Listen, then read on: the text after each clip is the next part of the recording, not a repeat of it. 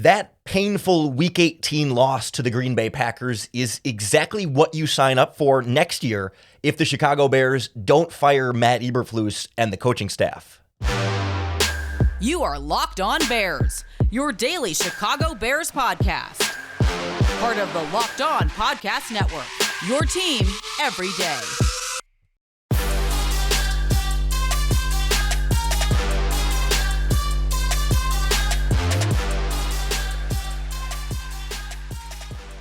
This is Locked On Bears, and I'm your host, Lauren Cox. I'm here to bring you your daily, in-depth Chicago Bears news and analysis.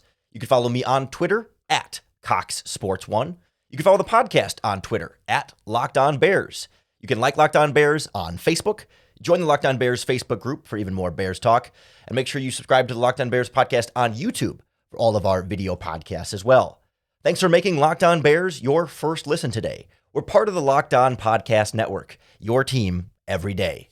Today's episode is brought to you by FanDuel. Make every moment more. Right now, new customers get $150 in bonus bets with any $5 bet. Visit FanDuel.com/lockedon to get started.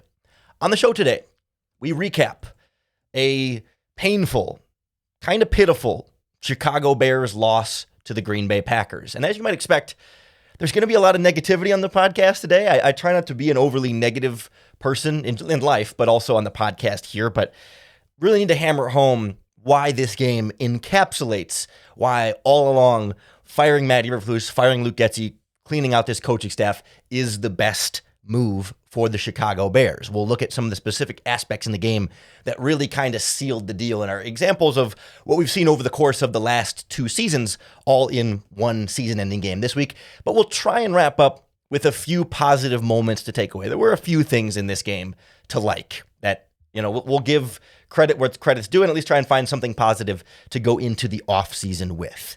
But this performance in its entirety is exactly why you fire the coaching staff, and honestly, why you let the new coaching staff pick its quarterback. I suppose they could pick Justin Fields, but largely you're not going to force the next coach to take on Justin Fields. The 17-9 final score, don't let that fool you. Like 17 points in a vacuum is a good defensive performance, right? You held the other team to 17 points.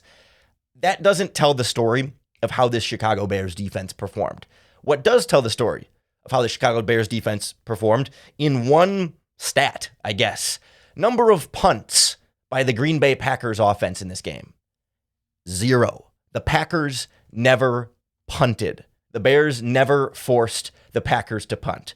This Bears defense did not play well. Problem was the offense was even worse. And this is not a game to me that on either side of the ball, you can just purely blame the injuries or the referees. Like this to me is coaching. Like, sure, defensively, Jalen Johnson's not out there. That is a big loss. And Green Bay went after Terrell Smith, especially early on there. But Jordan Love had wide open throws all over the field. He had throws past Tyreek Stevenson, past the linebackers, past the safeties. There were way too easy passes downfield at all areas and levels of this Bears defense. And even if Jalen Johnson was out there, sure, it makes a difference. But he's not stopping all of those easy completions for Jordan Love. Jalen Johnson being out there doesn't generate a pass rush on Jordan Love. They could not get pressure consistently in this game. And you can blame the players. You can blame the coaching staff as well for really not being aggressive, not blitzing very much. Montez Sweat was off the field on a lot of key third downs. If you look at who's on the defensive line, they rotate guys and they always seem to time it poorly on their end. That Sweat's off the field. It's third down. You got Rasheem Green and Dominique Robinson trying to get after Jordan Love. Those are coaching decisions. You've got Matt Eberflus sitting back in soft zones, making it way too easy for Matt LaFleur and Jordan Love to march up and down the field. Of course, the running game running all over this Bears defense, and the coaching staff unable to adjust to that over the course of the game, despite having essentially a fully healthy front seven that's been good in a lot of other games this season against lesser running backs, lesser offensive minds across in them. Jalen Johnson being healthy doesn't solve that issue. Same thing with the injuries on offense. Like, if Lucas Patrick and Nate Davis were healthy all game, I don't know that fixes the offensive line issues there. I mean, Tevin Jenkins has been your best lineman all season, and he got his ass whooped like 2 or 3 times in that game. Just one-on-one pass protection, beaten, embarrassed. Like, he's been so good this season. Like, I'm not anti-Tevin Jenkins, but he had his worst game of the season at the worst possible time. The communication on the offensive line was not good. You also had Justin Fields run into at least 2 of his sacks, were plays where he steps up and runs into the pass rusher instead of running away from the pass rusher. And I know, like, that's easier said than done. It's an easy thing to jump on, but it's an area that we wanted to see growth from Justin Fields, and we haven't seen enough of it consistently in that area. He made some nice throws in this game, and we'll talk about a few of those at the end of the podcast when we look for positive things in this game. He also missed some throws too, like some easy ones that you really shouldn't miss at this stage of the season against a really, really bad Joe Barry defense. Like, the Carolina Panthers and Bryce Young, with their fired head coach and fired staff that gave up this season, put up 30 points on this Packers defense. Just, was that last week or 2 weeks ago? However long ago that was for them. And Justin Fields, while he certainly had offensive line issues and play calling issues and scheme issues, he didn't have a single of those, like, big time hero plays where it's just like, wow, what a spectacular way that he overcame all odds against a bad defense. Like, that's the thing. If it was a great defense, okay, you're not going to be a hero and make spectacular plays against a great defense. But in the biggest moment with their backs against the wall, he wasn't able to overcome what the limitations were. And franchise quarterbacks find ways to overcome, right? He didn't need to do everything, didn't need to score 40 points. He needed to do more against a bad defense with DJ Moore out there, by the way. Certainly Luke Getsy's play calling, a bigger problem than Justin Fields in this game. They kept running the toss plays from the shotgun over and over again. Tackle for loss, no gain. Then the screen passes, 3rd and 22 at the end there.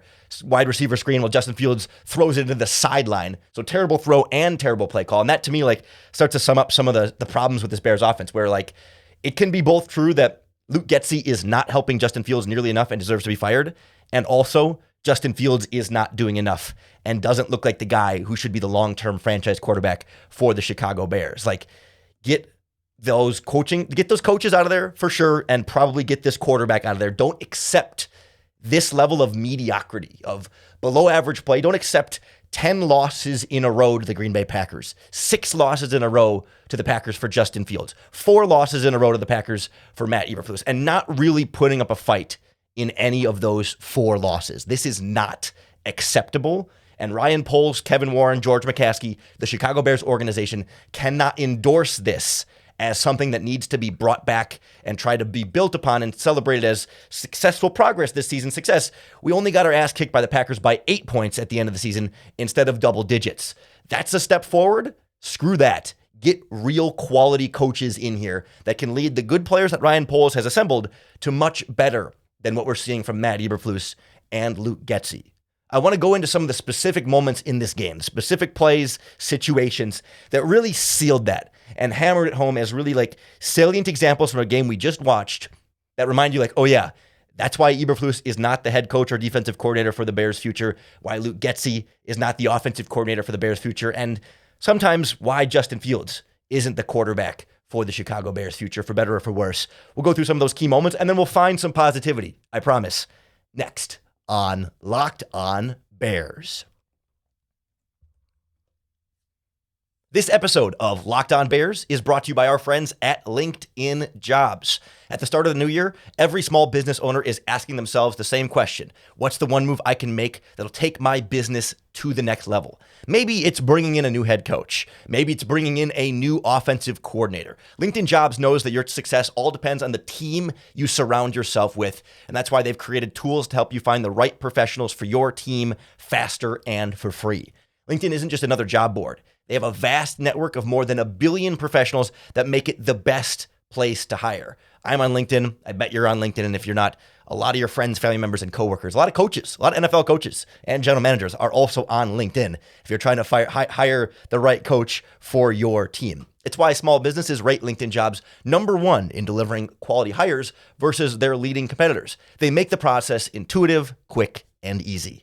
Post your job for free at linkedin.com/lockedonnfl. That's linkedin.com/lockedonnfl to post your job for free. Terms and conditions apply.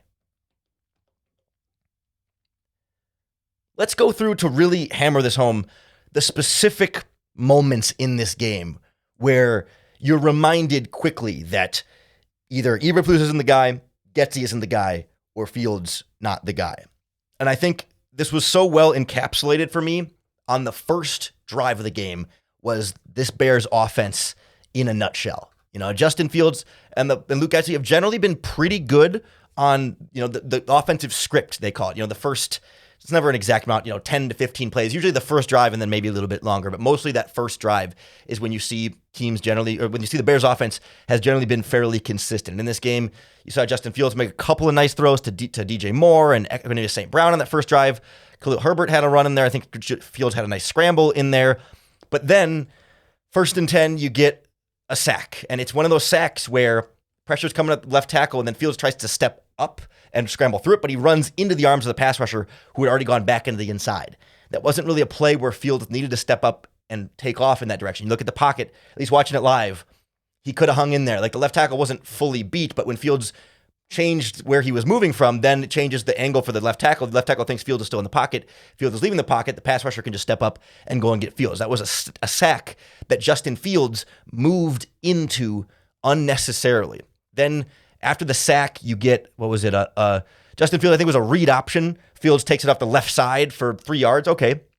Not what I love on 2nd and 16, a running play, because you're 2nd and long, and when you run, even if you get 3 yards, it's not a terrible play, I guess, but it's not great. You're left at 3rd and 13. And what do we get? A screen pass to Khalil Herbert, tackled for a loss, and then the Bears settled for a field goal. A nice one by Cairo Santos to hit the goalpost and hopefully sort of cure the doink curse, maybe, by hitting the goalpost and having it go in. That feels to me like maybe, just maybe, you're curing something there. But like, that's the Bears offense, right? It's Fields makes a mistake on 1st down in a sack. Okay. But then, so that's like Fields being part of the problem. But then Luke Getsy calls a run on 2nd and long, so you're already behind the sticks. It's your offensive coordinator putting you behind the sticks. And then he calls a screen on 3rd and long, which rarely has a chance of getting a 1st down, taking the ball out of the hands of your quarterback, not letting him be able to make a play to try and get a 1st down. And it's just dysfunctional on both levels. Defensively, you go through this game, no answer for Aaron Jones running all game. No halftime adjustment there to slow him down. Packers ran the ball down their throats, especially in the second half. Missed tackles, bad angles. Like, isn't that stuff supposed to be the hits principle? Doesn't Matt Eberflus spent the whole season preaching fundamentals every week? It's like, what do we got to get better on? We got to get better on the fundamentals. We're having the guys focus on the fundamentals, tackling, run fits. Like, the thing he's been saying all season that they're focusing on and trying to get better at, they are still having the exact same problems with in week 18 that they had in week 1. That's what your head coach is supposed to be here for.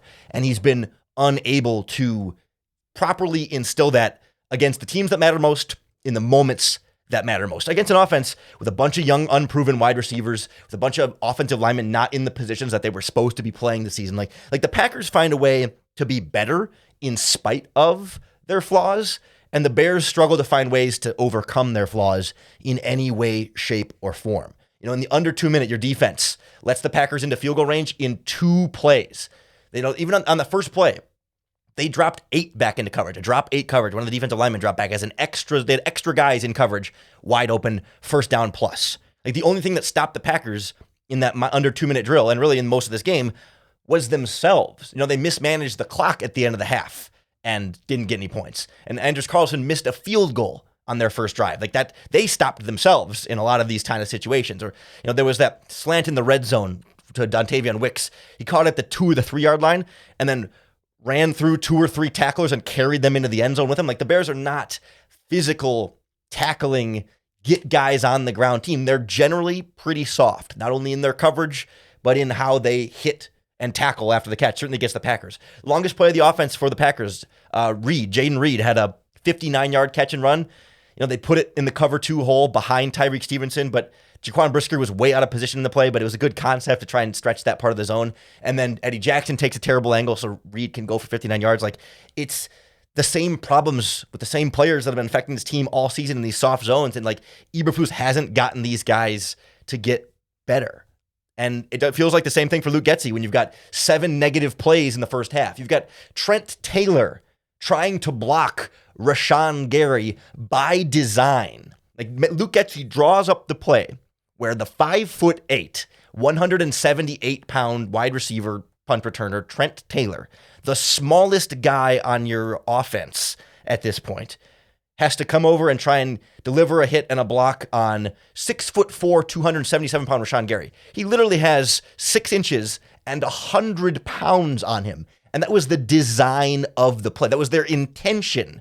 It wasn't like a, oops, wrong place, wrong time. I got to just try and block somebody. No, they draw it up for Trent Taylor to block Rashawn Gary. By design, they're setting themselves up to fail.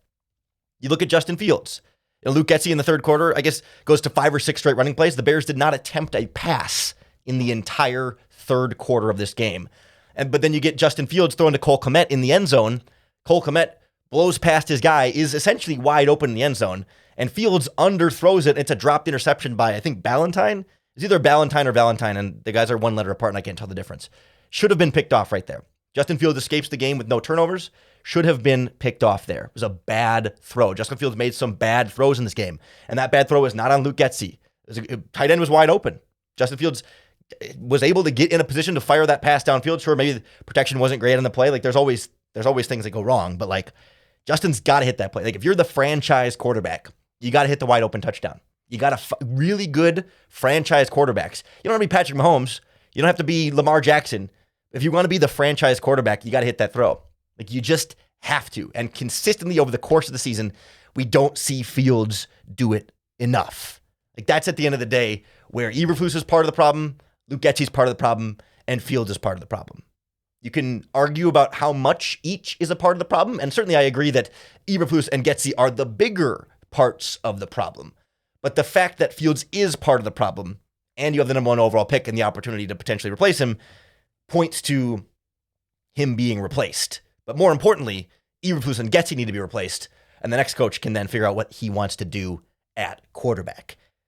That's, to me, what this game clearly showcases for Ryan Poles and Kevin Warren. I honestly, at this very moment, I'm not confident that they're going to do the right thing, the correct thing for the team, and fire the coaching staff. But hey, we'll see. And certainly we'll break down whatever happens this coming week in terms of coaching changes for this Bears team. But I don't want to be super negative and spiteful all podcast. Let's go through some of the positives to take away that we can head into the offseason feeling like, oh man, like, okay, those were some nice moments, and that might be something to hold on to feel like, hey, these guys, there are still ascending young players on this team and guys to like in 2024, regardless of what happens at head coach and quarterback. That's next on Locked On Bears.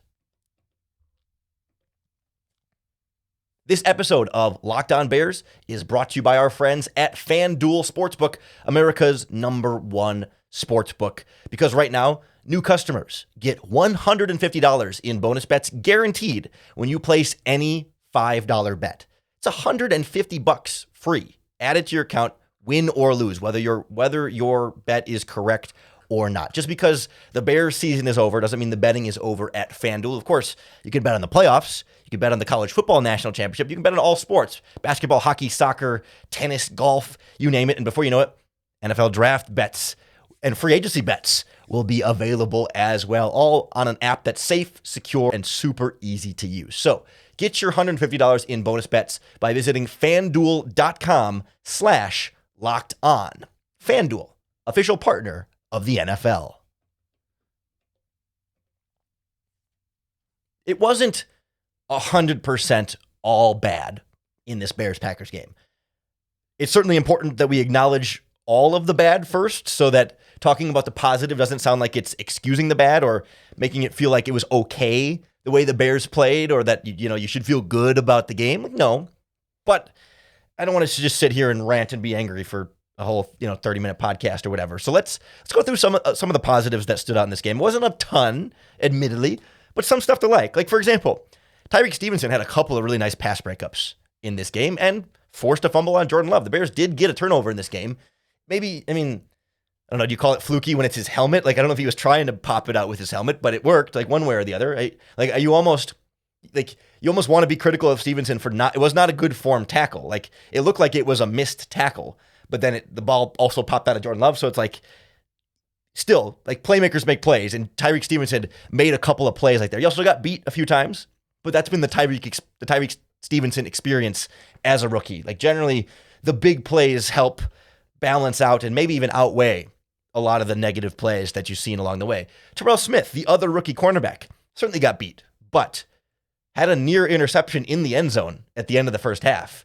And that pass breakup that was almost picked off keeps the Packers from scoring any points before the half. Like, that was their shot at the end zone, and he was right there to make a play on the ball and almost get an interception off of Jordan Love. And if he doesn't make that play, Packers maybe score a touchdown there. And instead, the Packers get 0 points. Like, that's a full 7-point swing in the opposite direction there, made by a rookie 5th-round pick at cornerback who, again, he hasn't had nearly the experience that Tyreek Stevenson has this season, but if Jalen Johnson isn't back, like, you might be looking at Smith and Stevenson as your cornerbacks next year. And good to see still, like, flashes every game from Terrell Smith, even if there's, negatives to not like in that process too. But rookie 5th-round pick cornerback nearly makes a big interception for your defense. I'll take that as a positive. How about DeMarcus Walker, your defensive end? The only player to sack Jordan Love in this game. The only sack the Bears got on Jordan Love. I believe it was the first drive, 3rd down in the red zone. DeMarcus Walker basically just one-on-one versus the Packers left tackle, drives him back into Love and then just grabs onto him. I think it was Rasheed Walker as their left tackle. And, like, it was a nice individual pass rush that forced the Packers to settle for a field goal and ultimately miss that field goal. Again, like, not quite a 7-point swing, but feels like it could be. Certainly helped keep 3 points off the board directly by the only sack any player got in this game. Montez Sweat didn't do much, but DeMarcus Walker got a sack in there. Like, that's a positive for him to make an impact play. Honestly, hot take is that I'm not 100% sure DeMarcus Walker will be back next season, but contract-wise, they could get out of it. But it's a nice finish for him and something to really like there. I said early on, a couple of nice throws from Justin Fields in this game. There were a couple on the first drive of the game to DJ Moore and Equanimeous St. Brown for sure. Like, that one he hit over the middle of the field between defenders, really, really nice.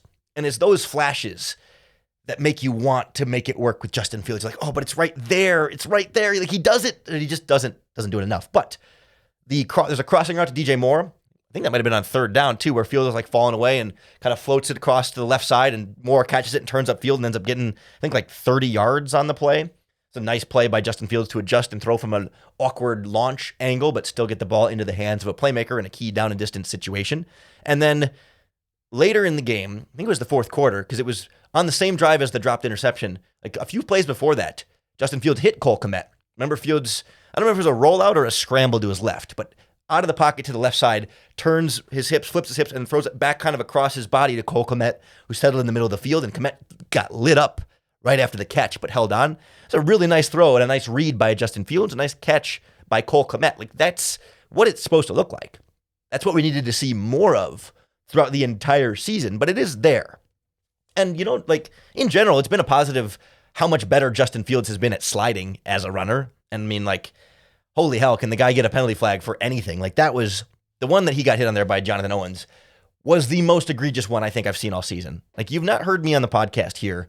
I never complain about the referees. I think it's a waste of time to complain about the referees. Yes, the referees are bad. We all know the referees are bad. You don't need me to tell you the referees are bad. They're not biased against the Chicago Bears. Every team thinks the referees are biased bad against them. They are biased against Justin Fields, it seems, because he's the only goddamn quarterback that can't get a flag when he's hit aggressively in the head. My theory, and this is reckless speculation, so I'm just going to say that on the front end, this is speculation and it's reckless. My theory is that Jonathan Owens' hit on Justin Fields was a little bit of retribution. I think it was a little bit on purpose, a little bit of payback, because earlier in the game, Jaquan Brisker hit Romeo Doubs so hard that he was coughing up blood on the sideline. And when Romeo Doubs was injured, Packers radio network and the radio broadcast reported that Romeo Doubs was coughing up blood. And I think it was a play when Jaquan Brisker hit him by the sideline really hard after a catch. And my theory, my reckless speculation theory, is that Jonathan Owens saw was it, I don't remember what receiver I said, was it Doubs, I think, saw Doubs coughing up blood, was angry, and wanted to deliver a hit back as sort of a retribution cheap shot, I guess, and took it there again, saw the opportunity there against Fields and took it. That's my theory. Absolutely should have been called by the refs. Should have been called many, many times this season by the refs. But we and even the Chicago Bears can't control what the refs do. So there's no point in getting here yelling about it and getting mad at it, because it's not something Eberflus can do better. It's not something Fields can do better. It's not something any player can do better. Nothing we can do about it. The refs suck, okay, but good on Fields for sliding more and more and more and trying to avoid those hits, even when he still does end up taking them. And even just like bigger picture, one penalty on the Chicago Bears that was accepted. Dan Feeney was called for a hold on one play. I think it was the slide play, actually, that same play. There was a holding call on Darnell Wright earlier in the game that was declined. That was the dropped interception play, I believe. But like, One total penalty accepted for 10 yards. That's pretty good. I can give Eberflus credit for that. The refs let him play, but also the team was fairly disciplined in that regard. Bears didn't turn it over offensively, unless I'm totally forgetting one, but no interceptions, no fumbles, no actual turnovers by this Bears offense. That's pretty good. Like, that's something. It's part of the equation towards winning, taking care of the ball, I guess. And almost a great special teams play on that punt where I think it was Josh Blackwell jumped in the end zone and tried to tip it back in bounds, and actually did, but his foot was in the end zone when he jumped up to tip it out, so it counted as a touchback, but they would otherwise downed it at the 1. Like, that's good hustle. That's good instincts. That's good special teams playmaking there. Like, there were some moments in this game. Some young players played well. Some free agent additions played well. Like, there was some of that in there. But again, 3 field goals is all you can amass against the Joe Barry defense, and you never force the Green Bay Packers offense to punt all game. That's not good enough offensively. That's not good enough defensively. It's not good enough from this Bears coaching staff. And to me, it's not something the Bears should bring back and endorse by retaining Matt Eberflus, and certainly not retaining Luke Getsy, but absolutely not retaining Matt Eberflus either. And let the next head coach decide who your quarterback will be. A lot of storylines to break down going into the offseason. We're not going to bore you to tears or, burn you out on Justin Fields, Caleb Williams, Drake May talk over and over again. Trust me, I don't want to talk about it every single podcast. We'll talk about it when we need to, when important actual developments happen, but we're not going to overdo it on the quarterback talk. We're going to talk about all aspects of this Bears team, and certainly, hopefully there's a coaching search to talk about, at least an offensive coordinator search to talk about. There's a lot still ahead. We're going to break down Ryan Poles' press conference this week and whatever happens with the future of this Chicago Bears team. So make sure then that you're subscribed to the Locked On Bears podcast on YouTube or wherever you listen to podcasts. That's going to be the best way to keep up with all of our daily, in-depth Chicago Bears news and analysis. Thanks for making Locked On Bears your first listen today. We're part of the Locked On Podcast Network, your team every day. Thank you for listening to Locked On Bears throughout the course of this season, for riding through with us for all 17 games, 18 weeks of this year. It's been a tough one, man. It's been a long season, and I'm sure part of you might be glad it's done, and I'm looking forward to having a break from Bears games every Sunday for a little bit, but then by about February, I'm gonna miss having football on our TVs on Sunday, man. Football, you just gotta love the game, man. I love the game, and I love watching football, and even when you're losing to the Packers, you still miss having the games on every week. So in lieu of having that experience, hopefully the podcast can give you just a small version of the fix. And at the very least, I hope it gives you another opportunity every single day to bear down.